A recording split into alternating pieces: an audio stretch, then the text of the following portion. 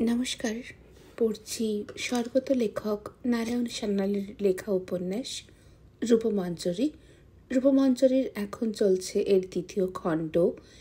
আজ শুরু হতে চলেছে এর তৃতীয় খণ্ডের 9ম পর্ব এবং রূপমঞ্জরি এই অডিও সিরিজ অনুসারে আজ শুরু হতে চলেছে 33তম পর্ব, অর্থাৎ Rupmanjari audio book 33rd part. শুরু করলাম। রবীন্দ্রনাথ এবার পূর্বাভিমুখী। গঙ্গার স্রোতধারায় যাত্রীবাহী বজরায় এবার চলেছেন গৌড় মণ্ডলের দিকে, জন্মভূমির সন্ধানে, আত্মজা জননীর সন্ধানে, রূপ মঞ্জরির সন্ধানে। বজরা এসে ভিড়ল নবদ্বীপের ঘাটে প্রায় 3 মাস পরে। সেদিন রূপেন্দ্রের মনটা কেমন চনমন করে উঠল। এখানে নেমে নৌকা বদল করে অনায়াসে চলে যাওয়া যায় জলাঙ্গি বে কৃষ্ণনগরে। সেখানে আছেন ওর পরম সুহৃদ রায়গুণাকর কবি, রাজা কৃষ্ণচন্দ্রের সভাকবি। প্রাক বিবাহ জীবনে রূপেন্দ্র একবার কৃষ্ণনগরে এক ধনাঢ্য ব্যবসায়ী ঋষধ্বজের চিকিৎসা করতে এসেছিলেন। ঘটনাচক্রে আলাপ হয়েছিল মহাকবি ভারতচন্দ্রের সঙ্গে। বস্তুত যে কয়দিন কৃষ্ণনগরে ছিলেন ওই প্রসিত পত্নী কবির ভদ্রাসনে অতিথি হিসেবে বাস করে যান। তখন কুসুম মঞ্জরির সঙ্গে রূপেন্দ্রনাথের বিবাহ স্থির হয়েছে। রূপেন্দ্রের কাছে সে খবর শুনে কবি ভারতচন্দ্র বলেছিলেন, তোমাদের যদি পুত্র সন্তান হয় তবে তার নাম দিও আত্মদ্বীপ, আর যদি কন্যা সন্তান হয় তবে তার নাম দিও রূপমঞ্জরি। রূপেন্দ্র বলেছিলেন, রূপমঞ্জরি শব্দটির অন্যয় ব্যাখ্যা নিষ্প্রয়োজন, সহজ সরল দ্বন্দ্ব সমাস, আমাদের দুজনের নামের অংশবিশেষ। কিন্তু কবি, আত্মদ্বীপ শব্দটির তাৎপর্য কি? ভারতচন্দ্র বুঝিয়ে বলেছিলেন, এত বড় পণ্ডিত হয়েও সেটা তুমি ধরতে পারলেন না? শোনো, অশীতিপর সাক্ষ্যসিংহ যখন কুশীনগরের শেষ শয্যায় শায়িত, তখন তার মহাপরিনির্বাণ শয্যা পার্শ্বে উপস্থিত ছিলেন একমাত্র বুদ্ধ শিষ্য আনন্দ। তিনি গৌতম বুদ্ধকে প্রশ্ন করেছিলেন, প্রভু, আপনার মহাপরিনির্বাণের পরে কোনো সমস্যার সম্মুখীন হলে আমরা সমাধানের জন্য কার কাছে যাব? মহাজ্ঞানী প্রত্যুত্তরে বলেছিলেন, আত্মদীপ ভব, আত্মশরণ ভব, অনন্য শরণ ভব। বলেছিলেন, নিজেকে প্রদীপ করে জ্বালিও, সেই বিবেক নির্দেশিত পথে গমন করো, অপরের কথায় জীবন পরিচালিত করো না। ভাই রূপেন্দ্র, আমি লক্ষ্য করে দেখেছি, বুদ্ধদেবের ওই নির্দেশটি তুমি জানো বা না জানো, জীবনের সেই পথ নির্দেশটি তুমি কঠোরভাবে মেনে চলো, যেন ওটাই তোমার জীবনের মূল মন্ত্র। তাই এই নামকরণ করলাম তোমার পুত্রের।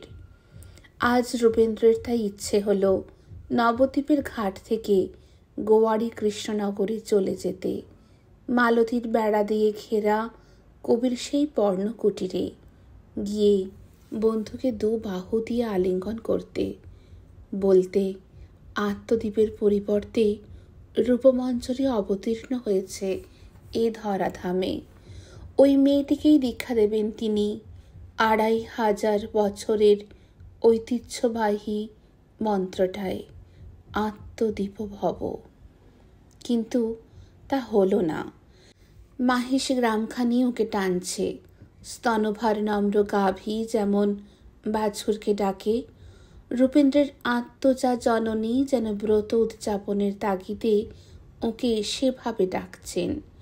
সবার আগে ওকে মাহিষ যেতে হবে। বজরা ছাড়ল, অতিক্রান্ত হলো কালনার ঘাট। এখান থেকে পশ্চিমমুখ রওনা হলে নদীপথে যাওয়া যায় তাঁর পিতৃভূমিতে, সোয়াই গ্রামখানিতে। কিন্তু না, রূপেন্দ্র সে পথেও গেলেন না। নৌকাটি যাবে ফ্রেডরিক নগর পর্যন্ত। উনি নৌকা থেকে অবতরণ করবেন তার পূর্বেই ফরাসি ডাঙ্গার ঘাটে, আর যার নাম চন্দননগর। কারণ ওর পিশ্বশুরের ভদ্রাসনটি যে গ্রামে, সেই মাহেশে যেতে হলে ওই ঘাটেই নামতে হবে। তাই নামলেন ফরাসি অধিকৃত ফরাসি ডাঙার ঘাটে। পুঁটুলিটি বগলে নিয়ে আম কাঁঠালের ছায়ায় ছায়ায় এগিয়ে চললেন মাহেশের দিকে। রাত্রি তখন তৃতীয় প্রহর। মঞ্জরি নেই। কুসুম মঞ্জরি অকালে ঝরে গেছে, কিন্তু ব্যর্থ হয়নি তার আত্মদান। মহাসাধক ত্রৈলঙ্গ স্বামী তাই বলেছেন, যাবার আগে সে রেখে গেছে রূপমঞ্জরিকে। সেই মহাসাধকের নির্দেশ মতো রূপেন্দ্র কন্যাকে নিয়ে যাবেন স্বগ্রামে, সোয়াই গ্রামে। সেখানে আছেন বৃদ্ধা যোগু পিসিমা, আছে কাত্যায়নী। তারাই শিশুটিকে মানুষ করে তুলবে। শিশুকাল থেকে যত্ন না নিলে মানসিক গঠন অন্যরকম হয়ে যায়। দীর্ঘদিন তীর্থ পরিক্রমা করেছেন, ভাগীরথীর দুই তীরের বহু বর্ধিষ্ণু জনপদ। তারপর শ্রী চৈতন্যদেবের পদাঙ্ক অনুসরণ করে তাম্রলিপ্তি, দন্তপুর, ভদ্রক, পুরুষোত্তমপুর, কটক, একাম্রকানন বা ভুবনেশ্বর, সাক্ষীগোপাল হয়ে নীলাচল শ্রীক্ষেত্র। সেখানে ব্যর্থ হয়ে পদব্রজে অরণ্যভূমির অজানা পথে এসে বাদশাহী সড়ক, যা অর্থাৎ আজকের জিটি রোড। তারপর আর পথসন্ধান নিতে হয়নি। বাদশাহ শেরশাহের সরলীকরণ পথে সোজা বাবা সচল বিশ্বনাথের চরণতলে। সেখানেই পেলেন নির্দেশ, রূপমঞ্জরিকে আত্মদীপ মন্ত্রে দীক্ষিত করে তুলতে হবে। তীর্থ পরিক্রমাকালে অনেক অনেক কিছু দেখেছেন। ওর এখনো বিশ্বাস, ধর্ম সংস্থাপনার্থায় তিনি যখন আসবেন, যদি আজও না এসে থাকেন, তবে তাঁর লীলাক্ষেত্র ওই ভাগীরথী বিধৌত গঙ্গা হ্রদের কোনো একটি জনপদ। পুরীতেও নয়, কাশীধামেও নয়। কিন্তু বঙ্গভূমির কি অবস্থা! গঙ্গার দুই তীরে গায়ে গায়ে গড়ে ওঠা বর্ধিষ্ণু গণ্ডগ্রাম। আলীবর্দীর সুশাসনের ব্যবসায় বাণিজ্য চলছে নির্বিঘ্নে। রেশম শিল্পীরা কাপড় বোনে, কুম্ভকারেরা চাকা ঘোরায়, তাঁতিরা তাঁত বোনে, দিগন্ত অনুসারী মাঠে টোকা মাথায় কৃষক দল সোনা ফলায়। গ্রাম জীবনের মধ্যমণি ব্রাহ্মণ সমাজ, মহামহাভাধ্যায়েরা ন্যায়ের ভাষ্য নিয়ে চুলচেরা বিচার করেন। তৈলটা পাত্রাধার অথবা পাত্রটা তৈলাধার। পাঠশালা, টোল, চতুষ্পাঠী, কিন্তু ব্যতিক্রম হিসাবেও কোনো পাঠশালায় দেখতে পাননি বেনি দোলানো ডাগর চোখো কোনো বালিকা বা কিশোরীকে। ওদের অক্ষর পরিচয় হওয়া মানা। স্ত্রীলোকের অক্ষর পরিচয় মাত্রেই অনিবার্য অকাল বৈধব্য। কোন যুক্তিতে বা কোন গণ্ডমূর্খ এটা জানে না ন্যায়রত্ন মশাই স্বয়ং বিধায় দিয়েছেন, শাস্ত্রে নাকি তাই লেখা আছে। জল অচল অচ্ছতেরা বাস করে ভদ্রপল্লীর বাহিরে। তারা অন্তেবাসী। গঙ্গা স্নান তারা করতে পারে, তবে ওই আঘাটায়। পথে ঘাটে তাদের সন্ত্রস্ত পদক্ষেপ। বামুন গায়ে যেন ছায়াপাত না ঘটে যায়। সে নিরন্ধ্র অন্ধকারে রাজারাম, বিদ্যাসাগর, দেবেন্দ্রনাথ বা মদন মোহন তর্কালঙ্কারের সম্ভাবনার আভাস মাত্র নেই। প্রায় ৩০০ বছর পূর্বে এই ভাগীরথী বিধৌত নবদ্বীপে আবির্ভূত হয়েছিলেন এক বিদ্রোহী যুগাবতার। তিনি গৌড়মণ্ডলকে ভাসিয়ে দিয়েছিলেন প্রেমের বন্যায়। যবন হরিদাসকে তিনি কোলে টেনে নিয়েছিলেন। চণ্ডাল ভক্তকে এক মন্ত্রে আবদ্ধ করে শিখিয়েছিলেন, হরিনাম ছাড়া এই কলিযুগে মুক্তির আর কোনো পথ নেই। যুক্তি নয়, ভক্তি আর বিশ্বাস। বিশ্বাসে মিলায় কৃষ্ণ, তর্কে বহুদূর। কিন্তু মাত্র ৩০০ বছরের ভিতরেই তাঁর প্রভাব লুপ্ত হতে বসেছে। সম্প্রদায় হিসেবে বৈষ্ণবেরা সমৃদ্ধি লাভ করেছে বটে, শাক্ত গৌড় মণ্ডলে সে ধর্ম এতদিনে সুপ্রতিষ্ঠিত, কিন্তু তা নিতান্ত আচার সর্বস্ব। মূল তাত্ত্বিক লক্ষ্য থেকে তারা সরে গেছে। তারা মাথা কামায়, তিলক সেবা করে, খঞ্জনি বাজিয়ে দৌড়ে দৌড়ে মাধুকরি করে ফেরে, আর কিশোরী ভজনের তাল খোঁজে। চৈতন্যদেবের ঋজু ধর্মবিশ্বাস থেকে তা অনেক দূরে সরে গেছে। কূপমণ্ডক ব্রাহ্মণ্য সমাজপতিদের চণ্ডী মণ্ডপের বিধানে যাদের জাত গেছে, তারাই ক্রমে দলে দলে হয়েছে ন্যাড়ানেড়ি, বৈষ্ণব বৈষ্ণবী। ঠিক যেভাবে প্রাক শঙ্করাচার্য যুগে সমুদ্র যাত্রা করার অপরাধে জাত খুইয়ে দিশেহারা শত শত দক্ষ নাবিক ঝুঁকেছিল বৌদ্ধ ধর্মের দিকে, নাথ সম্প্রদায়ের দিকে, মুষ্টিমেয় কিছু সাত্ত্বিক বৈষ্ণব প্রভু নিত্যানন্দের প্রভাবে নবদ্বীপ, শান্তিপুর, খড়দহ, ত্রিবেণী, তেঘরা আর ভাটপাড়ায় হয়তো সেই প্রেমের ঠাকুরের পবিত্র দীপশিখাটি আজও জ্বালিয়ে রেখেছেন। কিন্তু তাঁদের প্রভাব আখড়ার চতুর্সীমায়। বৃহত্তর বঙ্গ সমাজে তার প্রভাব নেই। এই কূপমণ্ডুক সমাজে কাশীধাম থেকে প্রত্যাবর্তন করলেন রূপেন্দ্রনাথ। তার প্রথম প্রতিজ্ঞা, যা পরবর্তী শতাব্দীতে পুনরুজ্জীবিত হবে বিদ্যাসাগর এবং মদন মোহনের মাধ্যমে, সেই স্ত্রী শিক্ষা বিস্তার। আত্মজাকে তিনি নিয়ে যাবেন মাহেশের এই কুসংস্কারচ্ছন্ন বাতাবরণ থেকে, নিয়ে যাবেন তার সোঁয়াই গাঁয়ে। সেখানে আছেন তার পিসিমা, আছে ছোট বোন কাত্যায়নী, তার স্বামী গঙ্গারাম, আর আধুনিক মনাবৃদ্ধ জমিদার ভাদুড়ি মশাই। রূপমঞ্জরির বয়স এখন কত? হিসাব মতো 2-2.5 বছর। এতটুকু শিশুকে মানুষ করার অভিজ্ঞতা বা পারদর্শিতা তার নেই, কিন্তু কাতু আছে, পিসিমা আছেন, তারা দেখভাল করবে যতদিন না সেই ছোট্ট মেয়েটির হাতে খড়ির বয়স হয়। কথা ছিল হাতে খড়ি দেবে ওর মা, সে কথা আর রক্ষা করা গেল না। না, ওই অর্বাচীন কুসংস্কারটা উনি আদৌ স্বীকার করেন না। অক্ষর পরিচয় হলে, শিক্ষিতা হলে একটি কুমারী মেয়ে অকাল বৈধব্যের দিকে পদক্ষেপ করে। যাজ্ঞবল্ক্যজায়া মৈত্রীর স্বামী অতি দীর্ঘজীবী হয়েছিলেন। গার্গী এক দুর্লভ প্রতিভা। বাল্মীকির শিষ্যা আত্রেয়ী ছিলেন মহাপণ্ডিতা।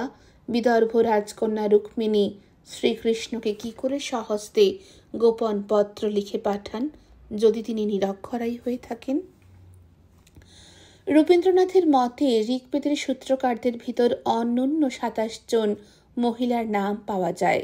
গার্গে প্রণীত ঋগ্বেদের টিকা আজও প্রামাণ্য। ঋগ্বেদের পঞ্চম মণ্ডলের অন্তর্গত অনন্য 28টি সূক্তের মন্ত্রদ্রষ্টা হচ্ছেন একজন অত্রিবংশীয়া মহাপণ্ডিতা বিশ্ববারা। কাশীধামের পৌরাণিক মহারাজা অলর্কের জননী মদালসা এক আশ্চর্য পণ্ডিতা। রাজপুত্র অলর্ককে ব্রহ্মবিদ্যা লাভের জন্য কোনো গুরুর আশ্রমে যেতে হয়নি। রাজান্তপুরে তিনি ব্রহ্মবিদ্যা লাভ করেছিলেন রাজমহিষী মদালসার কাছে। তাহলে সোঁয়াই গ্রামের ব্রাহ্মণ্য সমাজ যদি ওর আত্মজাকে কোনো চতুষ্পাঠীতে ভর্তি করতে অনুমতি না দেয়, তাহলে তিনি নিজেই একটি চতুষ্পাঠী খুলে বসবেন। প্রয়োজনে তাতে একটি মাত্র ছাত্রীই থাকবে, রূপমঞ্জরি। হয়তো এই অপরাধে সমাজ ওকে জাতিচ্যুত করবে, করে করুক, উনি ভ্রুক্ষেপ করবেন না। রোগ যন্ত্রণায় যখন কূপমণ্ডক সমাজপতিরা কাতর হবে, তখন তাদেরই এসে জাতিচ্যুত রূপেন্দ্রনাথের কাছ থেকে আয়ুর্বেদিক ঔষধ নিয়ে যেতে হয় কি না তা তিনি দেখতে চান। কন্যার বিবাহ না হয় নাই দিলেন, নিমন্ত্রণ কাউকে করবেন না, ফলে নিমন্ত্রণ রাখতে যাবার বিড়ম্বনাও নেই। ঘাড়ে কাপড় কাচলে রজক নিষ্প্রয়োজন, চুল দাঁড়ি গোঁফ না কামালে নাপিতেরই বা প্রয়োজন হবে কেন? এক ঘরে বা জাতিচ্যুত হবেন ধরে নিয়েই তিনি চলেছেন নদীর ঘাট থেকে শ্বশুরালয়ে, আত্মজাকে স্বগ্রামে ফিরিয়ে নিয়ে যেতে। ফরাসিডাঙ্গার ঘাটে পুঁটুলি বগলে যখন নৌকা থেকে অবতরণ করেছিলেন, তখনও আকাশে তারা ছিল। চেনা পথ, আলীবর্দীর শাসনে চোর ডাকাত ঠ্যাঙাড়ের দল অন্য জাতির জীবিকা বেছে নিয়েছে।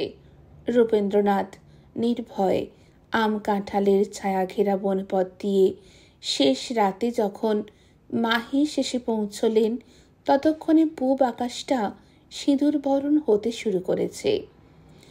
ফরাসিডাঙ্গার বাজারে কিছু পথচারী সারমেয় শীতকারে আর বনপথে একটানা ঝিঁঝি পোকার ডাক ছাড়া জীবনের সাড়া পাননি।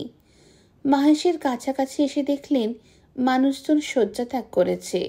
তারা অবাক হয়ে তাকিয়ে থাকে আগন্তুকের দিকে। পথে ঘাটে অপরিচিত বহিরাগতকে দেখতে সে যুগের মানুষ আদৌ অভ্যস্ত ছিল না। অধিকাংশ মানুষই গ্রামের চেনা চৌহদ্দিতে পাক খেত, কলুর চোখ বাঁধা বলদের মতো।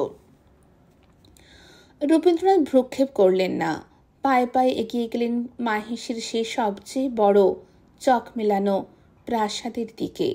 নায়েব ভবতারণ গাঙ্গুলি মাহেশের সবচেয়ে ধনাঢ্য ব্যক্তি, স্বয়ং ইন্দ্রনারায়ণ চৌধুরীর দক্ষিণ হস্ত। ইন্দ্রনারায়ণ ছিলেন চন্দননগরে ফরাসি গভর্নর ডুপ্লেক্সের দেওয়ান। অর্থকৌলিন্যে ইন্দ্রনারায়ণকে বলা যায় নাটোরের রানী ভবানী বা কৃষ্ণনগরের কৃষ্ণচন্দ্র রায়ের সমকক্ষ। সুতরাং সেই ইন্দ্রনারায়ণের দক্ষিণ হস্ত ভবতারণও মাহেশের হাতে মাথা কাটার কৃতিত্বের অধিকারী। নগ্ন পদে নগ্ন গাত্রে শতচ্ছিন্ন উত্তরীয় সর্বস্ব রূপেন্দ্রনাথ এসে থামলেন 1.5 মানুষ উঁচু পাঁচিল দেওয়া দেউড়ির প্রবেশদ্বারে। ঢালাই লোহার শিক দেওয়া গেট খুলে দিলে 4 ঘোড়ার চৌঘুড়ি অনায়াসে যাতায়াত করতে পারে। গাদা বন্দুকধারী দ্বাররক্ষক এগিয়ে এসে জানতে চাইল, ক্যা চাইয়ে বাবুজি। বাবু কালচার ডিহি কলকাতায় সদ্য জন্মেছে। দারোয়ান কলকাতায় ইয়া লবজটা আয়ত্ত করেছে, বাবুজি। রূপেন্দ্রনাথ প্রশ্ন করেন, গঙ্গোপাধ্যায় মশাই কি উঠেছেন? बड़ा साहब जी नहीं, और 1 ঘন্টা পিছিয়ে আনা। দারোয়ান সাহেব সুবোধের নিয়ে কারবার করে, ঘন্টা মিনিট চেনে, সাহেব বিবি গোলামের ফারাক বুঝতে পারে। রূপেন্দ্র লোহার গেটের এপারে দাঁড়িয়ে কি করবেন স্থির করে উঠতে পারছিলেন না। সহসা একটি চকিত এবং সুললিত বামাকণ্ঠে চমকিত হয়ে ওঠেন। বাড়ুজ্জে মশাই না? শব্দ লক্ষ্য করে তাকিয়ে দেখলেন 2 বছরে পঞ্চদশী হয়েছে সপ্তদশী, কিন্তু তুলসীকে চিনতে অসুবিধা হলো না ওর।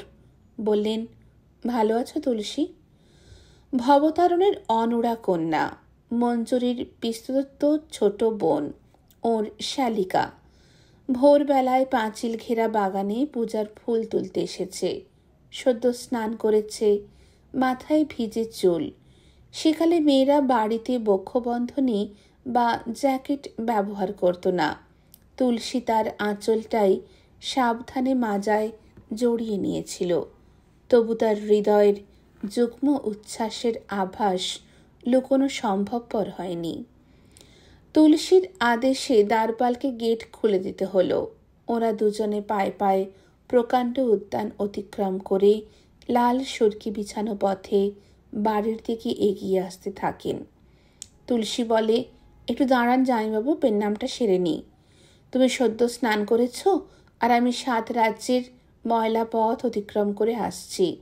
এখন আমার পদস্পর্শ নাই করলে তুলসী? তুলসী শুনল না। পথের মাঝেই ওকে থামিয়ে পদস্পর্শ করে প্রণাম করল। বলল, কোথায় ছিলেন এতদিন? 1 বস্ত্রে বেরিয়ে গেলেন, কেমন করে দুটো বছর কাটালেন? হাসলেন রূপেন্দ্রনাথ। বললেন, সে অতি দীর্ঘ কাহিনী। ইতিমধ্যে নীলাচলের শ্রীক্ষেত্র আর কাশীধাম ঘুরে এলাম। পুরী কাশী দুটোই? সে তো অনেক অনেক দূরের পথ, নয়? সেজন্যই তো এত দেরি হলো। চুলদাড়ি কাটেন না কেন বাউন্ডুলের মতন? রূপেন্দ্র সে কথার জবাব এড়িয়ে বললেন, তোমার বাবা মশাই আর মা ভালো আছেন? বাড়ির আর সবাই? তুলসী জবাব দেবার আগেই ওপাশের খিড়কির দরজা খুলে বার হয়ে এলেন এক প্রৌঢ়া, তুলসীর মা। তুলসী বললেন, ওই তো মা, মা দেখো কাকে ধরে এনেছি। ভবতারণ যায়া মাতঙ্গী যেন ভূত দেখলেন। মাথার ওপর ঘোমটা তুলে দিয়ে বললেন, তুই ভিতরে যা মেজো, আমি দেখছি। রূপেন্দ্রনাথ এগিয়ে এসে প্রণাম করলেন। স্পর্শ বাঁচাতে মহিলা দুপা পিছিয়ে গেলেন। বললেন, এতদিনে মনে পড়ল আমাদের কথা? রূপেন্দ্র অপরাধীর মতন সলজ্জে নীরব রইলেন। কি কঠিন প্রাণ গো জামাই তোমার! মেয়েটার চিরাদ্দ পর্যন্ত তর সইল না, এক কাপড়ে কাউকে কিছু না বলে ঘর ছাড়লে। রূপেন্দ্র নতনেত্রে বললেন, দেখতে তো পাচ্ছেন মা, আমি আজও অশৌচ পালন করে চলেছি। চুলদাড়ি কাটি না, মাথায় তেল দিই না, একাদশীতে উপবাস করি। প্রৌঢ়া বিস্মিতা হলেন, বললেন, কেন কেন একাদশীতে উপবাস করো কেন? আমি মনে করি দাম্পত্য জীবনে স্বামী স্ত্রীর সমান অধিকার, সমান দায়িত্ব। স্বামীর প্রয়াণে স্ত্রী যদি একাদশীতে উপবাসী থাকে, তাহলে স্ত্রীর মৃত্যুতে স্বামীকেও একইভাবে একাদশী পালন করতে হবে। প্রৌঢ়ার বাক্য স্ফূর্তি হল না। সম্বিত ফিরে এলো পাশ থেকে বর্ষীয়সী পরিচারিকা কানাইয়ের মায়ের কণ্ঠস্বরে। মা, কর্তামশাই বললেন ওই ওনারে বৈঠকখানায় বসতে বলতি, আর আপনারে একটু ভিতরভাগে আসতে বললেন। প্রৌঢ়া কিছু বলার আগেই কানাইয়ের মা রূপেন্দ্রকে বললে, আইন যাইন বাবু, আমার লগে লগে। পথ দেখিয়ে সে নিয়ে এসে ওকে বসালো ভবতারণের স্যান্ডেলার শোভিত প্রকাণ্ড বৈঠকখানা ঘরে। ঘরের একদিকে একটা বিশাল পালঙ্ক, তাতে ধবধবে ফরাস ও চাদর পাতা, তাকিয়া ছড়ানো, আশেপাশে কিছু কেদারা, মরমর পিলসুজে, মার্বেলের ভেনাস, ব্যাক্কাস, সাটির, ফন, ফরাসি অনুকরণে গ্রিক ভাস্কর্য। কানাইয়ের মায়ের নির্দেশ মতো একটি কেদারায় গিয়ে বসলেন। ঘরের ও প্রান্তে আর একজন ঘিতমত খার ঝাড়ন দিয়ে আসবাবের ধুলো ঝাড়ছিল। সে আর চোখে বার দুই দেখল ওকে। কানাইয়ের মায়ের কাণ্ড কেন আছে। লোকটাকে বললে, ঝাড়পোঁছ থাক, এখন ধুলো ওড়াস না, তুই বরং টানা পাখাটা একটু টান দিকি কালীপদ। কালীপদ প্রতিবাদ করে, এত সাত সকালে, এখন তো ঠান্ডা। রবীন্দ্র বলে ওঠেন, না না না না, টানা পাখা টানতে হবে না। কালীপদ আর কানাইয়ের মা ভিতর বাড়িতে চলে গেল। একটি বিলাতি ঘড়ি ঢং ঢং করে 6 বার শব্দে জানান দিল সময় বয়ে চলেছে। বাহিরের বাগানে অগুন্তি পাখির প্রভাতী কলকাকলি। চুপচাপ বসে রইলেন রূপেন্দ্র। প্রায় 1 দণ্ড পরে ভিতর বাড়ি থেকে আবির্ভূত হলেন গৃহস্বামী। 2 বছরে একটু স্থূলকায় হয়েছেন। সদ্য স্নান করে এসেছেন। ঊর্ধ্বাঙ্গে একটি রেশমের উত্তরীয়, নিম্নাঙ্গে ফরাসটাঙ্গায় বোনা ধুতি, পায়ে চন্দন কাঠের খড়ম। তিনি ধীর পদক্ষেপে এগিয়ে এসে বসলেন পালঙ্কে। তাকিয়াটা টেনে নিলেন। হুঁকোবর্দার আসছিল পিছন পিছন। আলবোলাটা নামিয়ে রৌপ্য নির্মিত ফরাসির নলটা এগিয়ে দিল কর্তামশায়ের দিকে। রূপেন্দ্র উঠে এসে প্রণাম করলেন পিসশ্বশুরকে, সাবধানে, স্পর্শ বাঁচিয়ে। ভবতারণ বললেন, কোথা থেকে আসা হচ্ছে বাবা জীবনের? আগে আপাতত কাশীধাম থেকে। নৌকায় প্রায় 3 মাস লাগলো। তা চুলদাড়ি কামানো হয় না কেন? অসৌচ, নাকি সময় হয় না, অথবা সংসারে বিতরাগ? রূপেন্দ্র এ প্রশ্নের জবাব না দিয়ে বললেন, গৌড়মণ্ডলে আজই এসে পৌঁছেছি। এদিককার সংবাদ কুশল? না বাবাজি, রাজনৈতিক সংবাদ আদৌ শুভ নয়। গৌড়দেশ একটি উৎকীর্ণ উন্মুখ আগ্নেয়গিরির উপর বসে আছে, কিন্তু সেসব প্রসঙ্গ থাক। তোমার বেশবাস দেখে মনে হচ্ছে না যে দেশের হালচাল নিয়ে তোমার কোনো কৌতূহল আছে। তুমি বরং প্রথমে প্রাতকৃত্যাদি সেরে নাও। মনে হচ্ছে বাসি মুখে জলও দাওনি। সকালে প্রাতরাশের পূর্বে আর্নিক টার্নিক কি করা হয়?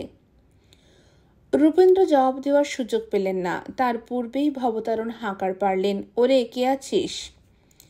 থামের আড়াল থেকে তৎক্ষণাৎ রঙ্গমঞ্চে যুক্ত করে আবির্ভূত হলো একজন খিদমতকার। কর্তা তাকে বললেন, জামাই বাবাজিকে অতিথিশালার গোসলখানায় নিয়ে যা। খাজাঞ্চি বাবুকে বলে 1 জোড়া ধুতি। আর কথার মাঝখানে ভৃত্যটি বলে উঠল, যে আগে। রূপেন্দ্র উঠে দাঁড়িয়েছিলেন। প্রশ্ন করেন, আপনি দফতরে যাবেন কখন? কেন বলো তো, সে খোঁজে তোমার কি প্রয়োজন? মানে যে কারণে আমি এসেছি, সে যে কথা বলতে এসেছি, আপনি দফতরে বেরিয়ে যাবার আগেই সেই আর্জিটা পেশ করতে চাই। বেশ তো, একেবারে বাসি মুখে সে কথা নাই বা বললে। বিনা এত্তেলায় তুমি এ বাড়ি ছেড়ে যেতেও পারো, আবার বিনা সংবাদে ফিরে আসতেও পারো, কিন্তু তাই বলে আমরা তো ভুলতে পারি না তুমি আমাদের জামাই। যাও ওর সঙ্গে। স্নানান্তে রূপেন্দ্র তাঁর পুটলির ভিতর থেকে একটা কাঁচা ধুতি বার করে পরিধান করলেন। মার্বেল পাথরে মোড়া গোছলখানার আলনায় গিলে করা পৌন ধনুবহরের শান্তিপুরী ধুতিখানি অস্পর্শিত পড়ে রইল। স্নানান্তে অতিথিশালার একটি কামদার কক্ষে ওকে নিয়ে গিয়ে বসালো সেই খিদমতগারটি। জমিদার মশাইয়ের দেওয়া ধুতি পরিধান করবার জন্য সে কোনো আর্জি নিজে থেকে দাখিল করল না। অতিথিশালায় পাশাপাশি ৩-৪খানি কক্ষ, বিভিন্ন মহাল থেকে জমিদারির কাজে যারা আসেন, ২-৪ দিন যাদের থাকতে হয়, তাদের ব্যবহারের জন্যেই এই অতিথিশালা। রূপেন্দ্র ইতিপূর্বে এখানে কোনোদিন আসেননি।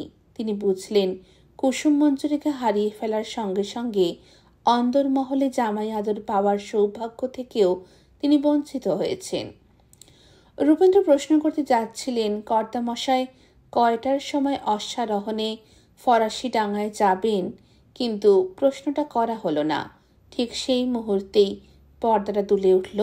বৃদ্ধা কানাইয়ের মা একটি অল্প বয়সী পরিচারিকাকে নিয়ে ঢুকল ঘরে।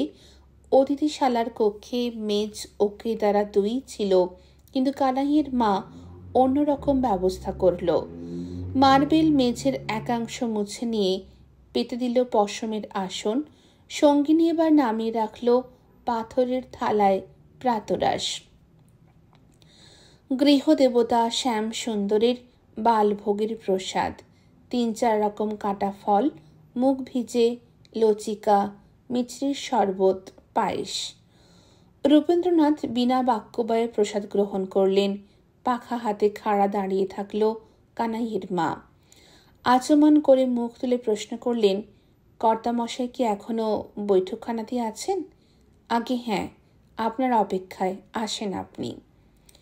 কানাইয়ের মা উচ্ছিষ্ট পাথরের থালখানা উঠিয়ে নিয়ে অন্দরের দিকে বিদায় হলো। সেই খিদমতগারটি পথ দেখিয়ে ওকে আবার নিয়ে এলো বড় কর্তার দরবার কক্ষে। ইতিমধ্যে সেখানে ৭-৮ জন উমেদার বা প্রার্থী এসে জুটেছে। তারা বসে আছে কার্পেটের ওপর উবু হয়ে। রূপেন্দ্রকে নিয়ে ভৃত্যটি সে কক্ষে প্রবেশ করতেই কর্তামশাই ওদের বললেন, আজ এই পর্যন্তই, তোরা যা, আমার জরুরি কাজ আছে ওই কোবরেজ মশাইয়ের সঙ্গে, তোরা কাল আসিস। রূপেন্দ্র বসলেন ওর মুখোমুখি। ঘর নির্জন হলো। ভবতারণ প্রশ্ন করলেন, স্নানাদি হয়েছে, প্রসাদ পেয়েছ? আগে হ্যাঁ, এখন আপনি অনুমতি করলে আমার আর্জিটা পেশ করতে পারি। তারা কি বাবা জীবন, ২-৪ দিন বিশ্রাম করে যাও আমার এই গরিবখানায়। অতিথিশালা তো খালিই পড়ে আছে। বোধ করি আর সহ্য হল না রূপেন্দ্রের। তাঁর নাসারন্ধ্র কিঞ্চিত স্ফুরিত হয়ে উঠল এই দাম্ভিক ভূমধ্যিকারীর বাচালতায়। বললেন, গাঙ্গুলি মশাই, আপনি প্রথমে স্থির করুন আপনার আমার মধ্যে সম্পর্কটা কি। কোবরেজ মশাইয়ের সঙ্গে জরুরি কথা বলার অজুহাতে আপনি সমবেত প্রার্থীদের বিদায় করলেন। এখন আমাকে সম্বোধন করছেন বাবা জীবন বলে। দুনিয়াদারিতে আপনি অভিজ্ঞ। প্রথমে মনস্থির করুন, বাবা জীবন হলে আমার স্থান অতিথিশালায় হয় না, হয় অন্দরমহলে মায়ের কাছে। সেখানে কানাইয়ের মা নয়, তুলসী আমার প্রাতরাশ নিয়ে আসবে। আর কোবরেজ মশাই বলে মেনে নিলে আমার কিছু সম্মান দক্ষিণাও প্রাপ্য। অথচ না ডাকতেই আমি এসেছি, নিশ্চয়ই চিকিৎসক হিসেবে নয়। ফলে প্রথমে স্থির হয়ে যাক আপনার আমার সম্পর্কটা কি। তুমি এককালে আমার কন্যা প্রতিমা কুসুম মঞ্জুরের স্বামী ছিলে, যে স্ত্রীর সৎকারের ব্যবস্থা পর্যন্ত অপেক্ষা না করে শ্রাদ্ধ পর্যন্ত ধৈর্য না ধরে তুমি পালিয়ে গিয়েছিলে। এই তো আমাদের সম্পর্ক। এগুলো তো কতগুলো বাস্তব তথ্যের উপর আপনার ব্যাখ্যা, আপনার টিকা টিপ্পণী। আমার বিচারে যেমন আপনি ছিলেন আমার পিসশ্বশুর, যে ব্যক্তিটি কুসংস্কারের কৈঙ্কর চেয়ে প্রসূতিবিদ্যায় বিশেষভাবে শিক্ষিত গোকুলানন্দ আচার্যের শ্রেষ্ঠ ছাত্রীটিকে সূতিকাগারে প্রবেশ করতে না দিয়ে আদরিণী কন্যা প্রতিমা প্রসূতিকে বস্তুত হত্যা করেছেন, যার ফলে আপনার জামাতা তীব্র ঘৃণায় এক বস্ত্র গৃহত্যাগ করেছিল। এটাও আমাদের সম্পর্ক। ভবতারণ ফরাসের নলটা নামিয়ে রেখে এবার সোজা হয়ে বসলেন। বললেন, তখন তুমি বলেছিলে কি একটা বিশেষ কথা আমাকে বলতে এসেছ। সেটা কি? আমি আমার কন্যাকে নিয়ে যেতে এসেছি। কন্যা? তোমার কন্যা? সে জীবিতা আছে এ কথা কেমন করে জানলে? এ প্রশ্ন অবান্তর। আপনি অস্বীকার করতে পারেন কুসুম মঞ্জরি এটি জীবিতা কন্যা সন্তানকে প্রসব করেনি? সে 2-2.5 বছরের মেয়েটি আপনার ভদ্রাসনে নেই? না, নেই। একথা বলেই গাত্রোত্থান করলেন ভবতারণ। বললেন, তোমার অভিরুচি হয় 2-4-10 দিন আমার এই ভদ্রাসনে অতিথিশালায় বাস করতে পারো, তাতে স্বীকৃত না হলে এখনই স্থান ত্যাগ করতে পারো। বিদ্যুৎ স্পৃষ্টের মতো গাত্রোত্থান করলেন রূপেন্দ্রনাথ। বললেন, নেই? রূপমঞ্জরি বেঁচে নেই? রূপমঞ্জরি? সে কে? রূপেন্দ্রনাথ আর কুসুম মঞ্জরির কন্যা। ও না না না, সে আছে, আমার বাড়িতে এখন নেই, এই যা। কেন? আপনার এত বড় বাড়িতে ওই এক ফোঁটা মেয়েটার স্থানাভাব ঘটল কেন?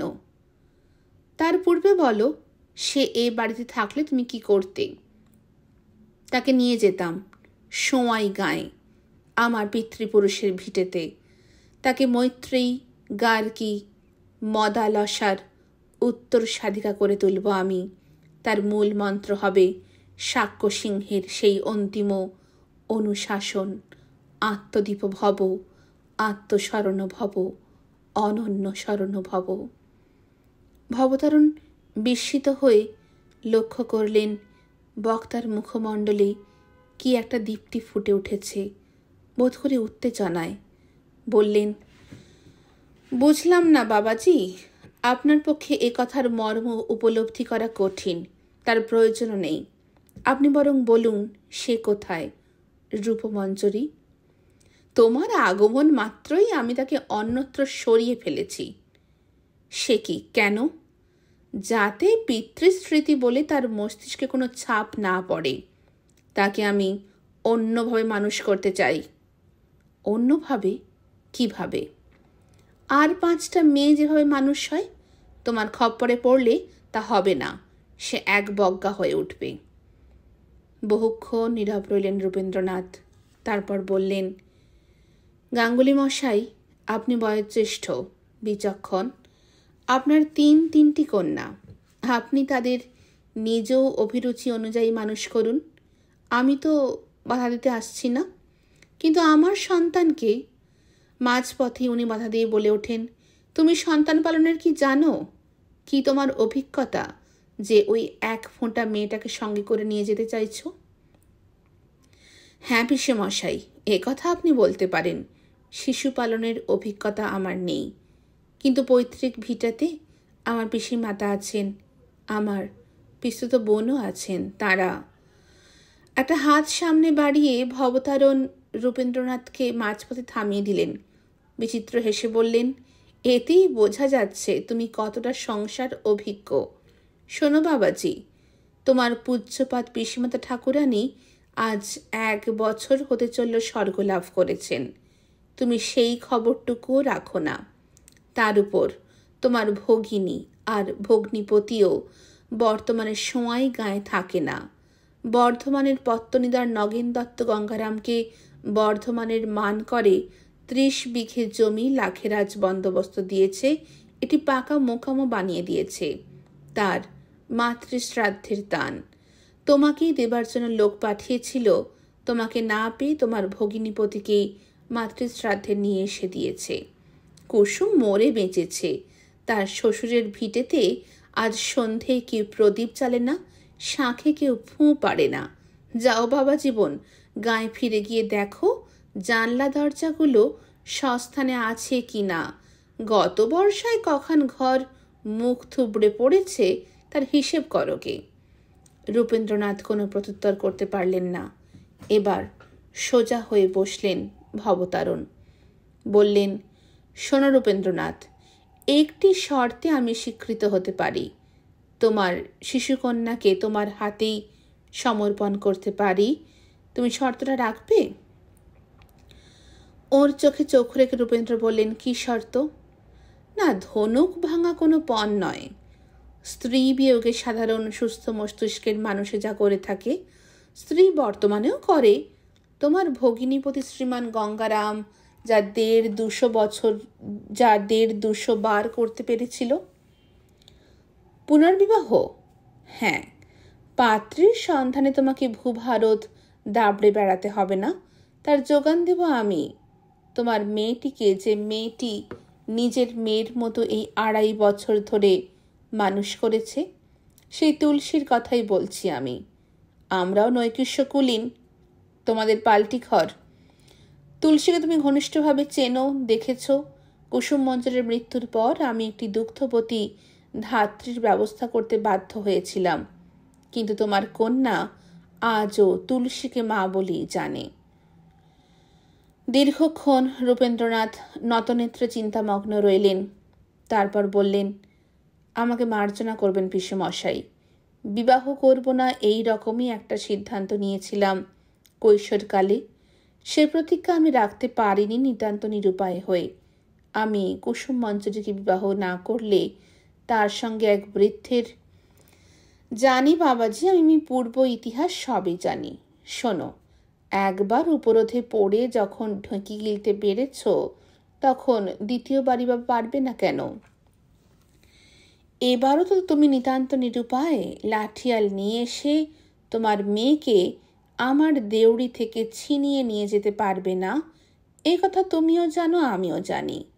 তাহলে দ্বিতীয়বার টোপর মাথায় এসে এই শ্বশুরবাড়ি থেকেই সস্ত্রীক কন্যাটিকে স্বগ্রামে নিয়ে যেতে অস্বীকৃত হচ্ছ কেন বাবাজি? রূপেন্দ্রনাথ ধীরে ধীরে শিরস্খলন করে তাঁর অসম্মতিটাই পুনরায় জ্ঞাপন করলেন। ভবতারণ রূঢ় স্বরে কি একটা বলতে যাচ্ছিলেন, কিন্তু তার পূর্বেই বৃদ্ধা কানাইয়ের মা অতর্কিতে আবির্ভূত হলো অন্তঃপুর থেকে। বললে, বড়মা বললেন অনেক ভিতরে বাড়িতে নিয়ে যেতে। ভবতারণ গর্জে উঠতে গিয়ে সামনে নিলেন। বুঝলেন বাকি কাজটা তুলসীর মায়েরই বটে। পাইক বরকন্দাজ লাঠিয়াল দিয়ে আর যে কোনো কাজে উদ্ধার করা যাক না কেন, কন্যা দায় থেকে উদ্ধার পাওয়া যায় না। বললেন, ঠিক আছে, যাও। কানাইয়ের মায়ের পিছন পিছন অনেকটা পথ যেতে হবে। সদর আর অন্দর এই দুই মহলের মাঝখানে যে বিস্তীর্ণ প্রাঙ্গণ, তাতে হাডুডু খেলা যায়। রূপেন্দ্রের মনে পড়ে গেল প্রথমবার ওই অন্দর মহলে পদার্পণের কথা। সেবার নতুন জামাইয়ের অবস্থা হয়েছিল সপ্তরথী বেষ্টিত অভিমন্যুর মতো। না, উপমাটা ঠিক হলো না, বরং বলা উচিত অভিমন্যুর বাপের মতো। প্রমীলা রাজ্যে পদার্পণের পরে নতুন জামাই দেখতে এক ঝাঁক প্রজাপতির মতন সুন্দরী ভিড় করে সে জুটেছিল। ভবতারণের 2 বিবাহ, ফলে রূপেন্দ্রের 2 পিশাশুড়ি, কোনটি আসল কোনটি নকল তখনও চিনে ওঠার অবকাশ পাননি। তার উপর তাদের 2 জা, 3 ননদ, পুত্রবধূ, সর্বোপরি রূপেন্দ্রের 3 শালিকা, বর বিবাহিতা শ্বশুরবাড়িতে, মেজদি পঞ্চদশী তুলসী আর কনিষ্ঠা একাদশী শেফালি। সে এক প্রজাপতির হাট। কে যে প্রণাম মা আর কার প্রণাম গ্রহণ করতে হবে বুঝে উঠতে পারেননি। এবার কিন্তু তা হলো না। কানাইয়ের মা ওকে নিয়ে গেল একটি কক্ষে, যা বাহির মহলেরও নয়, আবার অন্দর মহলেরও নয়। বলা যায় তা ঘরেও নয়, পারেও নয়। প্রাক ইংরেজ যুগে বাংলার জমিদার বাড়ির স্থাপত্যে এই কক্ষটির বৈশিষ্ট্য নিয়ে কোনো গবেষক আলোচনা করেছেন বলে জানি না। সবচেয়ে বিস্ময়কর এই কক্ষটির নামকরণ অন্তরাল। পাঠক পাঠিকা আমাকে মার্জনা করবেন, ঔপন্যাসিককে থামিয়ে এখানে স্থপতিবিদ কিছুটা বকবক করবে। আপনারা ক্ষমা ঘেন্না করে মেনে নেবেন। মন্দিরের একটি অঙ্গের নাম অন্তরাল। মণ্ডপ থেকে গর্ভগৃহে প্রবেশের পথে ছোট্ট একটি স্থান। হিন্দু মন্দিরে মণ্ডপ বা জগমোহন থেকে সরাসরি গর্ভমন্দিরে প্রবেশ করা যায় না। ওই অন্তরালের ক্ষুদ্র পরিসরে থমকে দাঁড়াতে হয়, মনটাকে সংযত করতে হয়, তৎগত করতে নয়, তন্নিষ্ঠ করতে হয়। সূর্যের আলো থেকে প্রদীপালোকে অভ্যস্ত হতে, দৃষ্টিকে সূচিমুখ করতে মস্তিষ্ক কিছুটা সময় চায়। তারপর তদ্গত চিত্তে গর্ভগৃহের মূলাধারে প্রবেশ করতে হয়। প্রাক ফেরঙ্গ যুগের স্থপতি ওই ভাবটি গ্রহণ করেছিলেন রাজপ্রাসাদ নির্মিতিতে, যদিও এখানে অন্তরালের প্রয়োজন ও ব্যবহার ভিন্ন প্রকারের। রানী মায়েদের অথবা বধূ মাতাদের বাপের বাড়ি থেকে তত্ত্ব নিয়ে বা তত্ত্ব তালাশ নিতে কখনো কখনো এমন মানুষ আসেন, নায়েব, গোমস্তা, এমনকি দেওয়ানজি অথবা দূর সম্পর্কের খুড়ো, মামা, মামাতো পিসতুতো ভাই, যাদের সরাসরি অন্তর্মহলে ঠাঁই দেওয়া যায় না। তারা আশ্রয় নিতেন বাহির মহলের সদর সংলগ্ন অতিথিশালায়। তা তো হলো, কিন্তু চোরে কামারে সাক্ষাৎটা হয় কোথায়? বহিরাগত আগন্তুক যেমন অন্তর্মহলে আসতে পারে না, ঠিক তেমনি রানীমা অথবা বধূমাতাও যেতে পারেন না সদর সংলগ্ন অতিথিশালায়। স্থপতিবিদ এই সমস্যার চমৎকার একটা সমাধান করেছিলেন দুই মহলের মাঝামাঝি ওই একটি অন্তরাল কক্ষ নির্মাণ করে। কখনো কখনো সে কক্ষের মাঝখানে এড়ো এড়িয়ে একটি চিক টাঙানোর ব্যবস্থাও থাকে। শরদিন্দু ভাষায় যা নাকি লুতাতন্ত্রী সদৃশ্য স্বচ্ছ। প্রসিত ভর্তৃকা অথবা বিগত ভর্তারা রানীরা যাতে দেওয়ান অথবা উকিল বাবুর সঙ্গে বৈষয়িক আলোচনা করতে পারেন, তাই ওই চিকের অন্তরাল। হয়তো তা থেকেই কক্ষটির নামকরণ। যাক, ওসব স্থাপত্যের কচকচি। যে কথা বলছিলাম, কানাইয়ের মা বিরাট প্রাঙ্গণ পার হয়ে রূপেন্দ্রকে অন্তর্মহলে নিয়ে এলো না। চোখের পলক একটি পর্দা সরিয়ে ওকে ডাক দিল, আসেন। এখন দিবা ভাগের প্রথম প্রহর, তবু কক্ষটি আলো আঁধারি। জানলা নেই, একটিই দরজা, অনেক উঁচুতে, পায়রা খুব ফোকর, যেমন আছে সাসারামের শেরশাহ সুরের সমাধিতে। সেই ফোকর দিয়ে স্থপতির কেরামতিতে আলো এসে কক্ষটিকে স্নিগ্ধ মায়াজালে আচ্ছন্ন করে রেখেছে। ঘরে একটি মেজ, দুটি মাত্র কামদার কেদারা, পিছনের দেওয়ালে একটি ফরাসি দেশীয় দেওয়াল ঘড়ি। রূপেন্দ্র কক্ষে প্রবেশ করা মাত্র কেদারা থেকে উঠে দাঁড়ালো তুলসী। তার পরিধানে এখন সিঁদুর বরণ রেশমের শাড়ি, ব্রোকেটের কাজ করা জ্যাকেট, মাথায় এক বিনুনি, দুই কানে ঢেঁড়ি ঝুমকো, গলায় জড়োয়া শতনরী, দুই হাতে কাঁচের ও সোনার চুড়ি, কপালে কুমকুমের টিপ, নাকে নোলক। রূপেন্দ্র সবিস্ময় তাকে একবার আপাতমস্তক দেখে নিলেন। তারপর কানাইয়ের মাকে বললেন, তুমি যে তখন বললে বড় মা আমাকে ডেকেছেন। কানাইয়ের মাকে জবাব দিতে হলো না।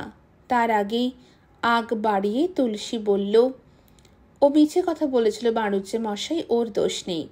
আমি ওকে মিছে কথা বলতে নির্দেশ দিয়েছিলাম। ফলে আপনাদের শাস্ত্রে এর জন্য যদি নরক দর্শনের বিধান থাকে, তাহলে ও যাবে না, আমাকেই নরকে যেতে হবে। বসুন, কথা আছে। তুলসী এবার এপাশ ফিরে কানাইয়ের মাকে বললে, এবার তুমি নিজের কাজে যাও কানাইয়ের মা, আমি দরজায় আগর দেব। কানাইয়ের মা চৌকাঠের ওপর দাঁড়িয়ে যীশুখ্রিস্টের ভঙ্গিতে দুই হাত দুদিকে বাড়িয়ে চেপে ধরল দোরের দুই পাল্লা। অনুচ্চ অথচ দৃঢ় স্বরে শুধু বললে, না। তুলসী সবিস্ময় বললে, না কি না? ওই দৌড়ে আগর দেওয়ানোর কথাটা। আমি হেথায় ডায়েরি থাকবো কিংবা বসবো গিয়ে দূরের রোয়াকে। তোমরা কথা কও, আশ মিটিয়ে কথা কও, আমি শুনতে আসবনি, কিন্তু ব্যাস ওই পর্যন্তই, দৌড়ে আগর দেওয়া চলবে নি। তুলসী লজ্জিত হয়, অপমানিতও বোধ করে। রুক্ষস্বরে বলে ওঠে, তুমি কি বলছো কানাইয়ের মা? তুমি কি আমাকে বিশ্বাস? কথাটা বৃদ্ধা শেষ করতে দিল না। মাঝপথেই বলে ওঠে, দেখো মেজদি, আমি না বিয়ে কানাইয়ের মা হইনি। 3-20 বয়স হলো আমার, তাই বলি। এটা বিশ্বাস অবিশ্বাসের কথা নয়, এটাই হলো নিয়ম। তোমার মা মাসিরেও এই ঘরে পরপুরুষের সাথে কথা কইতে দেখেছি, তাতে দোষ নাই, কিন্তু ব্যাস ওই পর্যন্তই। দৌড়ে আগড় দেওয়া চলবে নি। বাড়ির নিয়মটা তো মানবে না কি? রূপেন্দ্র বললেন, ও তো ঠিক কথাই বলেছে তুলসী। তোমার যদি বিশেষ কোনো গোপন কথা বলার থাকে, তাহলে পরিবারের হিতৈষিণী ওই বৃদ্ধার সামনেই তা বলতে হবে। কানাইয়ের মা বললে, এই বলেন কেন জামাইবাবু, আমি কি বেহক কথা কইছি কিছু? জবাবের জন্য সে অপেক্ষা করল না, গট গট করে চলে গেল কিছুটা দূরে, শ্রুতিসীমার ওপারে কিন্তু দৃষ্টিসীমার ভিতরেই। থাপন জুড়ে বসে কানে একটা পাখির পালক গুঁজে সুরসুর দিতে থাকে, নজর কিন্তু এদিক পানে। রূপেন্দ্র তাগাদা দিলেন। এবার বললেন, বলো তুলসী, কেন ডেকেছ? সময় কম। তুলসী সামলে নিল নিজেকে, বললে, সেটাই তো সমস্যা জামাইবাবু, সময় বড় কম, জীবন বড় ছোট। তার মধ্যে অন্তরালে আলাপচারি করার মতো দুর্লভ মুহূর্তগুলির শুক্তির ভিতর মুক্তির মতন দুষ্প্রাপ্য। বেশিক্ষণ তোমাকে আটকাবো না, আর সে অধিকারী কি ছাই আছে নাকি আমার? আমি।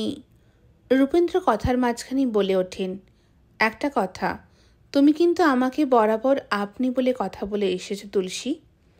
আগে না হুজুর, আপনার ভুল হলো। সেটা 2 বছর অতীতের কথা। তখন আমি ছিলাম পঞ্চদশী, এখন সপ্তদশী। তখন আমি ছিলাম শুধুই শালিকা, এখন এখন সকর্ণী তো শুনে এসে এলাম বাবা মশাইয়ের প্রস্তাব আর তোমার প্রত্যাখ্যান। আর তাছাড়া ইতিপূর্বে অন্তরালে এমন নির্জন প্রেমালাপ তোমার আমার তো কখনো হয়নি সোনাদা। সোনাদা মানে? গর্ভ মন্দিরে প্রবেশ করে মূর্তির পদস্পর্শ করার অধিকার আমি কোনোদিনই পাবো না জানি, তুমি সে অধিকার আমাকে দেবে না, কিন্তু এই অন্তরাল পর্যন্ত যে আসতে পেরেছি, এটাই বা সারা জীবন ভুলবো কেমন করে? তাই আমার কিছুক্ষণের প্রগলভতাটাকে স্বীকার করে নিও।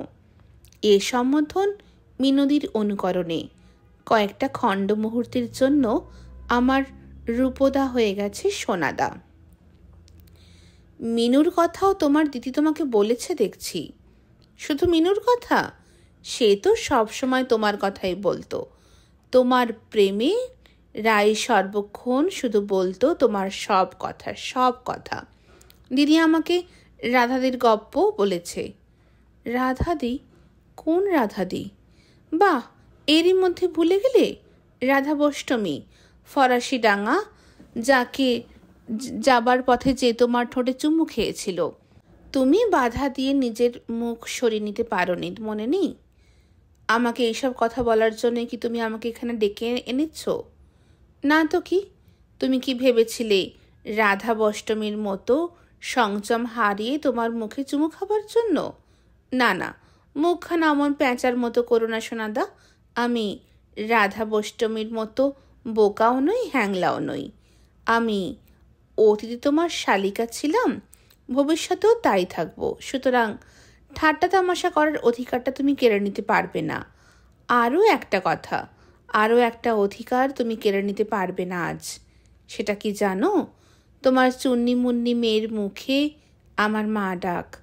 তোমার স্ত্রী আমি কোনোদিন হব না, কিন্তু তোমার মেয়ের মা আমি ইতিপূর্বেই হয়ে গেছি। রূপেন্দ্র বাধা দিয়ে বললেন, শোনো তুলসী, তোমাকে বুঝিয়ে বলা দরকার কেন আমি সংসারী হতে পারছি না। তুলসী তাঁর কাঁকন পরা হাতখানা বাড়িয়ে দিয়ে চেপে ধরল রূপেন্দ্রের মুখ, বলল, থাক সোনাদা, ওই এক কথা তুমি জীবনে কতবার আর বলবে? আমি ওদের মতন বোকা নই, নিজের মনকে আমি ঠিক মতো বুঝতে পারবো। কাদের কথা বলছো তুমি? কাদের মতো বোকা নাও? তোমাকে নিয়ে আর পারি না সোনাদা।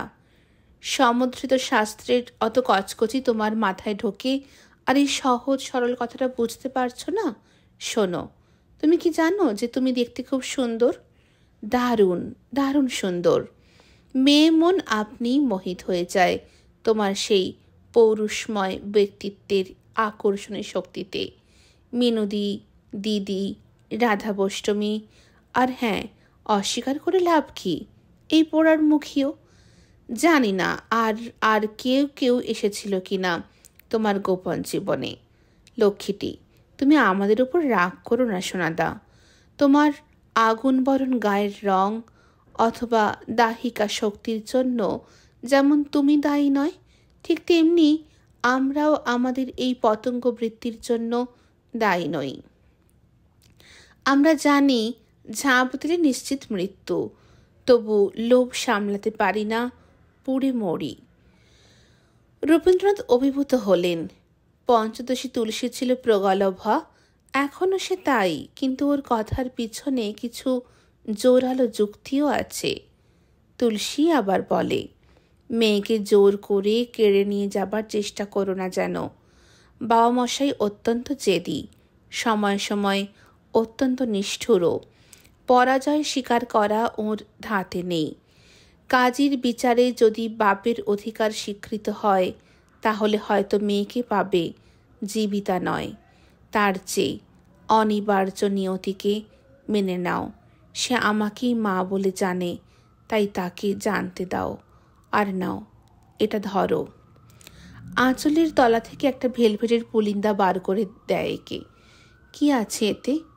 দিদির গায়ের গহনা, তোমাদের গায়ের জমিদার মশাইয়ের উপহার। দিদি আমাকে দিয়ে গিয়েছিল। ও, কিন্তু সেগুলো তো আমি নিতে পারবো না তুলসী। ওগুলো তোমার দিদি তোমাকে দিয়েছিল, ও তোমার। না, তা হয় না বাণুজ্যে মশাই। আপনি নিজে হাতে এই আশীর্বাদ অলংকার আমার গায়ে পরিয়ে দিতে অস্বীকার করেছেন। শালী হিসেবে এই করুণার মান আমি নেব কেন? রূপেন্দ্রনাথ ওর দুটি হাত তুলে নিলেন নিজের হাতে, বললেন, আমি মনে মনে সন্ন্যাস নিয়েছি তুলসী। তুমি এগুলো প্রত্যাখ্যান করলে কুসুম মঞ্জুরি স্বর্গে বসে চোখের জলে ভাসবে। আমি তোমাকে মিনতি করছি, রূপার মা। কি কি বললে? হ্যাঁ, তাই। তুমি যখন নির্দ্বিধায় দিদির হাত থেকে এক ফোঁটা মেয়েটাকে কোলে তুলে নিয়েছিলে, তখন তো তুমি রূপমঞ্জরির বাবার কথা ভাবনি তুলসী। আমার অজান্তেই তুমি আমাকে কৃতার্থ করেছ।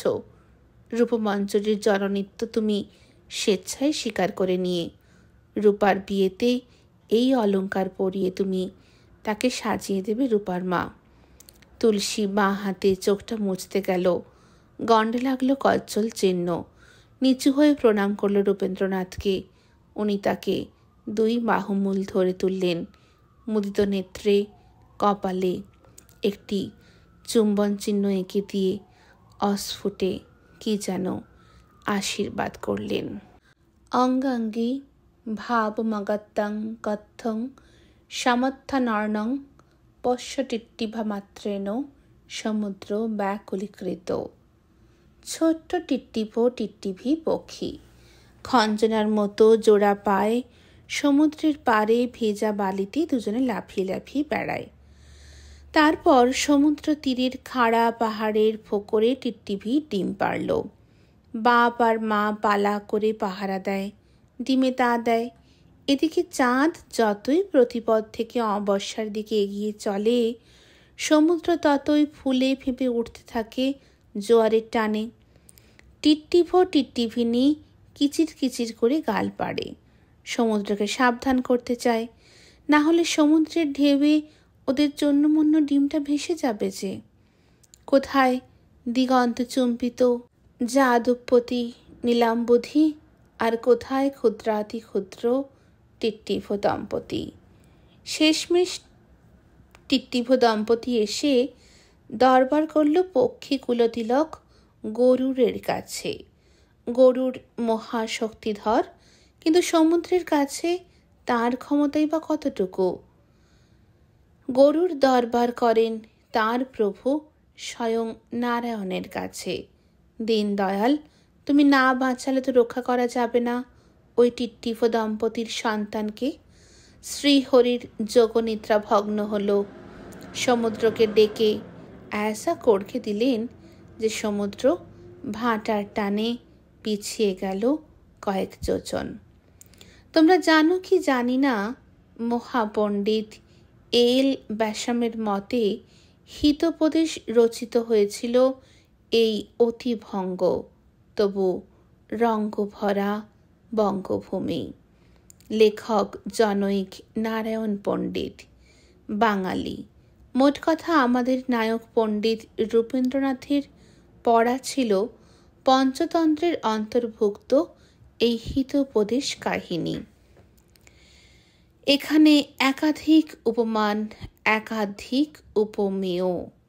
ক্ষমতা গর্বে ধরাকে সরাজ্ঞান করছেন যিনি, সেই ভবতারণ জলোচ্ছ্বাসে ভাসিয়ে দিতে চান টিট্টিভ দম্পতির ভালোবাসার শেষ অবশেষ ওই এক ফোঁটা মেয়েটাকে।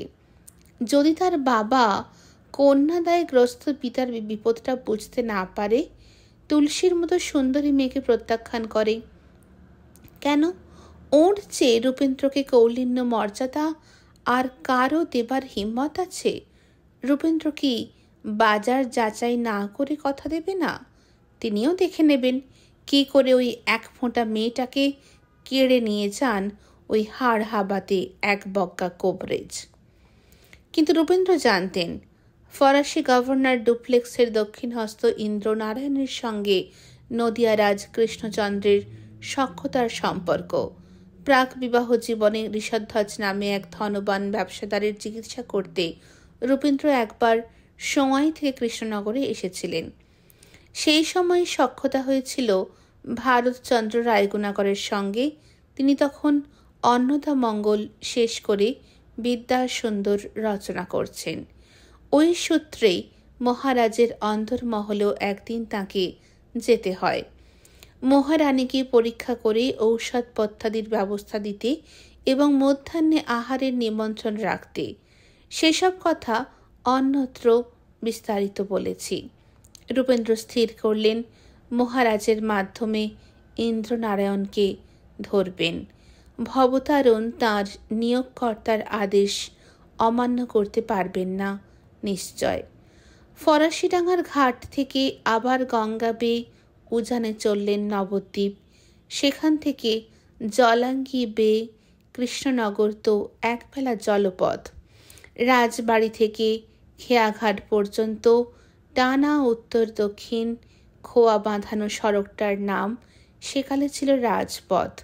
পরে যার চলিত নাম হয় হাই স্ট্রিট। স্বাধীনতার পর এখন যা আর.এন. টেগর রোড। তার দুপাশে অতি প্রকাণ্ড প্রকাণ্ড শিশু গাছ, মাঝে দুটি তালাও, তিনটি বড় ইঁদারা। তখনও গোয়াড়ি গ্রামে জনবসতি বিশেষ ছিল না। ওই খেয়াঘাটে ছিল কিছু মালো মৎস্যজীবীদের আবাস। জলাঙ্গির স্রোতধারা ধরে ক্রোশতুই উজানে গেলে মৃৎশিল্পীদের গ্রাম। হাস্যার্ণব গোপাল ভাঁড়ের বাস সেখানে। রূপেন্দ্রনাথ তাঁর পুঁটুলি বগলে ওই রাজপথ ধরে দক্ষিণমুখ রাজপ্রাসাদের দিকে চলেছেন। পথে লোকজন আছে, অধিকাংশই পদব্রজে চলেছে, কিছু গোগাড়ি, কচ্ছিৎ কখনো কোনো রাজপুরুষ আশারোহণে ধুলার ঘূর্ণি তুলে ছুটছেন। হঠাৎ একটি দুঘোড়ার শৌখিন গাড়ি এসে থেমে গেল ওর পাশে, রোকে রোকে শব্দে। গাড়োয়ান এবং আরোহী উভয় নির্ভেজাল বাঙালি, কিন্তু আদেশ ও গালাগালের সময় অষ্টাদশ শতাব্দীর নব্য বাঙালি উত্তর ভারতের ভাষা ব্যবহার করতেন। ক্ষমতায় কুলালে উর্দু, না কুলালে হিন্দি। গাড়ি থেমে গেল। পিছনের একমাত্র আরোহী শৌখিন লোক, ঊর্ধ্বাঙ্গে রেশমের পিরান, রেশমের উত্তরীয়, মাথায় উষ্ণিস, পরিধানে মলমলের কোঁচানো ধুতি, তার বাঁ হাতে একটি শিকারে বাজ পাখি। গাড়ি থেকে মুখ বার করে যুবকটি বললে, কোবরেজ মশাই না?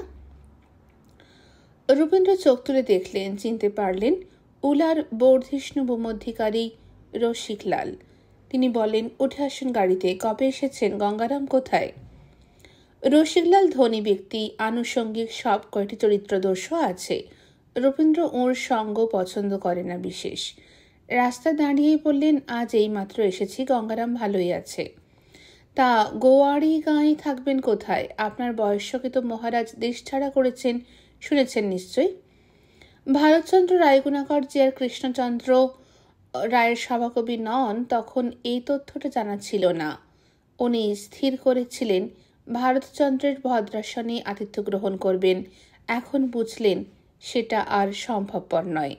তাই বললেন, মহারাজের অতিথিশালায় উঠব স্থির করেছি।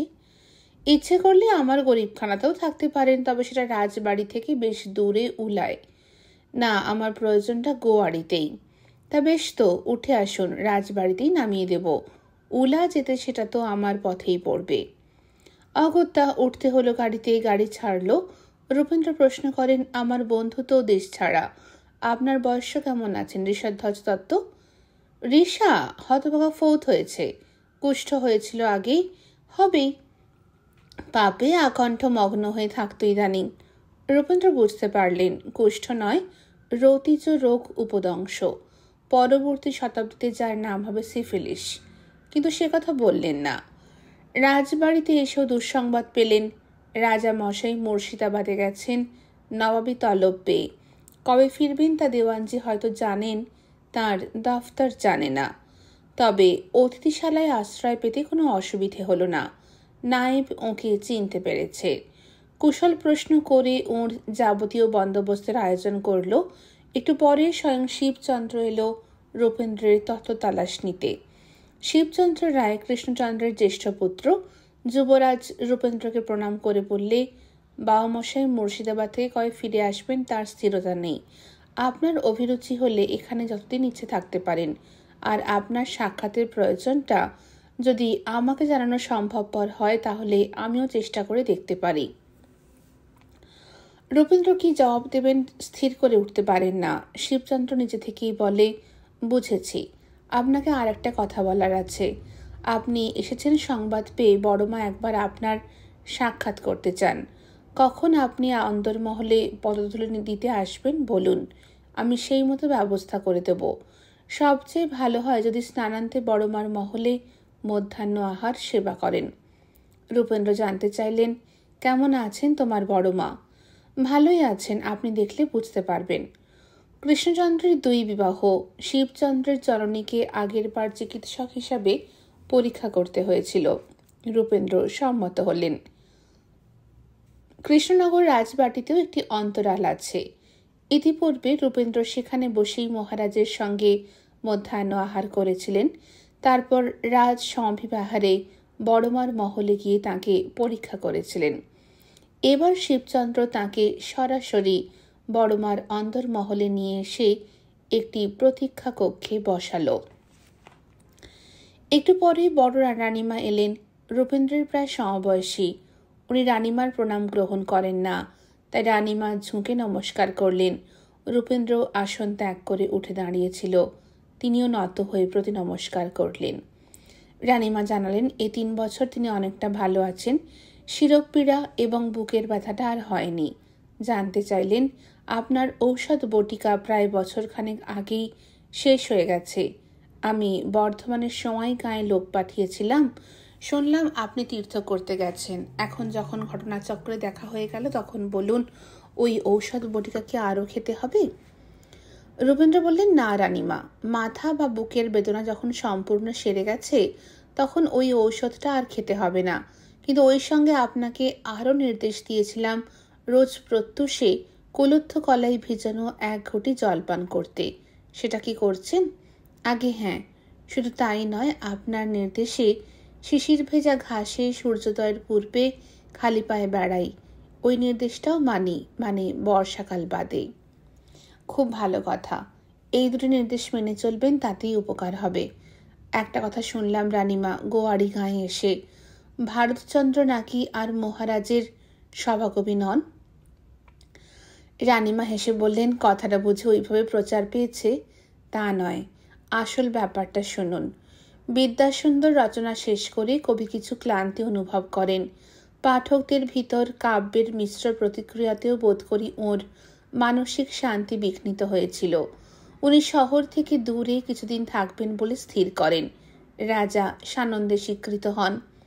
কবিকে বিদ্যাসুন্দর রচনার পুরস্কার স্বরূপ মহারাজ তাঁকে মুলাজোড় গ্রামখানি বার্ষিক 600 টাকা রাজস্বের বিনিময়ে ইজারা দেন এবং গ্রামের যে কোনো প্রত্যন্ত দেশে একটি গৃহ নির্মাণের জন্য 100 টাকা দান করেন। কবি নাগরিক জীবন ত্যাগ করে গ্রামবাসী হলেন। আজীবন প্রসিত ভর্তা প্রিয়াকে নিয়ে এসে মুলাজোড়ে বসবাস করতে থাকেন। রানীমা আরও জানালেন, ইতিমধ্যে বর্গীর উৎপাতে ভীত হয়ে বর্ধমান রাজ তিলকচন্দ্র মুলাজোড়ের পার্শ্ববর্তী কাউগাছি গ্রামে এসে কয়েক মাস ছিলেন। গ্রামখানি বর্ধমান রাজমাতার পছন্দ হয়ে যায়। তিনি ওই গ্রামটি নিজের নামে পত্তনি নিলেন। আর একজন কর্মচারীকে পত্তনিদার নিযুক্ত করলেন। বর্ধমান রাজ্যের সঙ্গে ভারতচন্দ্রের সদ্ভাব কোনো কালেই ছিল না। কৈশোরে ভারতচন্দ্র বর্ধমান রাজের কারাগারে আবদ্ধ হয়েছিলেন। বিদ্যাসুন্দর রচনায় বর্ধমান রাজ বোধ করি আরও ক্রুদ্ধ হয়ে ওঠেন। মোট কথা, কাউগাছি গ্রামের পত্তনিদার রামদেব নাগ পার্শ্ববর্তী গ্রাম মুলাজোড়ের ইজারাদার অর্থাৎ কবি ভারতচন্দ্রকে নানাভাবে উত্ত্যক্ত করতে শুরু করেন। নাগরিক জীবন ত্যাগ করে গ্রামে বাস করা কবির পক্ষে অত্যন্ত কঠিন হয়ে পড়ে। ভারতচন্দ্র নিরুপায় হয়ে মহারাজ কৃষ্ণচন্দ্রের কাছে সংস্কৃতে একটি কবিতা লিখে পাঠিয়ে দেন। কবিতাটির নাম নাগাষ্টক। কবিতাটির প্রত্যেকটি স্তবকের শেষ পংক্তি ছিল সমস্তাং মে নাগ প্রসতি সবিরাগ হরি হরি, যার অর্থ অনন্ত নাগের উপর সুষুপ্ত শ্রীহরিকে স্মরণ করে কবি জানাচ্ছেন যে বিরাগ বশত নাগেই কবির সর্বস্ব গ্রাস করছে। মহারাজ বুঝলেন। তিনি কবিকে পরামর্শ দেন নাগ মহাশয়ের নাগালের বাহিরে গোস্তে গ্রামে গিয়ে বাস করতে। গৃহ নির্মাণের ব্যয়ভার দিতেও তিনি স্বীকৃত হয়েছিলেন। রানীমা জানালেন, কবি এখন নূতন গ্রামে নূতন ভদ্রাসনে যাওয়ার আয়োজন করছেন। এবার রানীমা বললেন, আপনি রাজামশাইয়ের সঙ্গে সাক্ষাৎ করতে এসেছিলেন বিশেষ কোনো উদ্দেশ্য নিয়ে। শিবচন্দ্রকে সে কথা জানাতে আপনি ইতস্তত করেছেন। শিবচন্দ্রই বলল, যদি আপনার আপত্তি না থাকে তাহলে আমাকে তা জানাতে পারেন। আমার ক্ষমতায় কুলালে এক্ষুনি তার প্রতিবিধান করব। অন্যথায় মহারাজ প্রত্যাবর্তন করলে তাকে জানাবো। আপনি অবশ্যই তার প্রত্যাবর্তন পর্যন্ত অপেক্ষাও করতে পারেন, কিন্তু ততদিন হয়তো আপনার সহধর্মিনী। রূপেন্দ্রকে থামিয়ে দিলেন। স্থির করলেন রানীমাকে সব কথা খুলে বলবেন। কুসুম মঞ্জরের মৃত্যু, কন্যা সন্তান প্রসব, ভবতারণের বিরূপতা। রানীমা সব শুনে একটু ইতস্তত করে শেষ পর্যন্ত প্রশ্নটা করেই ফেললেন, গাঙ্গুলি মহাশয়ের দ্বিতীয় কন্যা তুলসী দেখতে কেমন? রূপেন্দ্র লজ্জিত হলেন। মাথা নেড়ে বললেন, না রানীমা, সেসব কারণে নয়। তুলসী খুবই সুন্দরী, বুদ্ধিমতী, যে কোনো সংসারে সে বাঞ্ছনীয়, উপযুক্তা। কিন্তু আমি আর দ্বিতীয়বার সংসারী হব না বলে স্থির করেছি। এটা একটা কথা হলো? আপনি কুলীন ব্রাহ্মণ। বাধা দিয়ে রূপেন্দ্র বললেন, সমাজের গর্দলিকা প্রবাহে গা ভাসিয়ে দেওয়াটাকেই আমি জীবনের পরমার্থ বলে মনে করি না। আমার ইচ্ছা রূপমঞ্জরীকে পণ্ডিতা করে তুলব। এটাই হবে আমার জীবনের ব্রত। এই অষ্টাদশ শতাব্দীতে সে হয়ে উঠবে নতুন যুগের মৈত্রেয়ী, গার্গী, মদালসা। একা সে নয়, গৌড়মণ্ডলের বালিকাদের বিদ্যাদানের সুযোগ এনে দেবার জন্য আমি প্রাণপাত চেষ্টা করব। আমার মতে সমাজের অধঃপতনের দুটি মূল হেতু, একটি জাতিভেদ প্রথা, সমাজের একটি বলিষ্ঠ এবং বৃহৎ অংশকে জল অচল করে রাখা হয়েছে। দ্বিতীয়টি সমাজের অর্ধাংশকে অর্থাৎ নারীদের অশিক্ষিতা, কুসংস্কারচ্ছন্ন করে রাখা হয়েছে। শ্রী চৈতন্যদেব প্রথম সমস্যাটা নিয়ে লড়াই করেছিলেন, চণ্ডালকে কোল দিয়েছিলেন, কিন্তু দ্বিতীয় সমস্যাটা নিয়ে আজ পর্যন্ত কেউই কোনো চেষ্টা করেননি।